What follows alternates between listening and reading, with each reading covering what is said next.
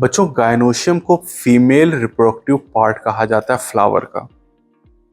Gynoecium की बात करें तो इसके अंदर एक कार्पेल भी हो सकती है और एक से ज्यादा भी कार्पेल या पिस्टिल हो सकती है। अगर एक कार्पेल तो इसे मोनोकार्पिलरी कहा जाता है, जैसे फैबेसी फैमिली।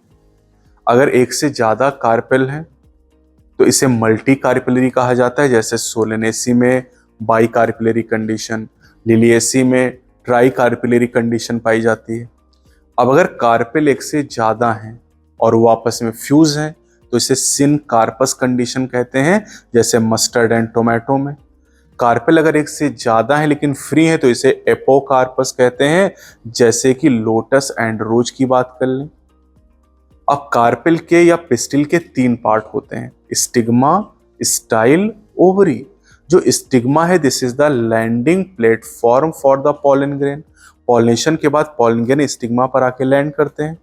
इसके नीचे जो पतला सा सिलेंडर पार्ट होता है उसे स्टाइल कहते हैं, और नीचे जो फूला हुआ बल्ज पार्ट होता है उसे ओवरी का नाम दिया जाता है। ओवरी के अंदर जो जगह होती है उसे नाम दिया जाता है लॉक्यूल, और इस लॉक्यूल के अंदर एक गद्दे की तरह का कुशन लाइक स्ट्रक्चर होता है जिसे प्लेसेंटा कहते हैं, और इस प्लेसेंटा से ओव्यूल अराइज होता है। ओव्यूल को मेगा स्पोरेंजियम भी कहा जाता है। अब एक ओवरी के अंदर एक ओव्यूल भी हो सकता है और एक से ज्यादा भी हो सकता है।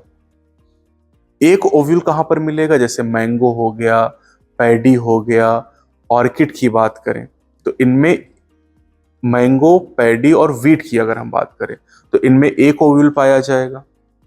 अगर हम ऑर्किड की बात करते हैं, वाटरमेलन की अगर हम बात करते हैं तो इनमें एक ओवरी के अंदर बहुत सारे ओव्यूल पाए जाएंगे। पपाया आप देख लो, वाटरमेलन, पपाया, ऑर्किड, ऐसे भी पहचान सकते हो कि जो ओव्यूल है यही फर्टिलाइजेशन के बाद सीड में बदलेगा, और जो ओवरी है फर्टिलाइजेशन के बाद फ्रूट में बदलेगी।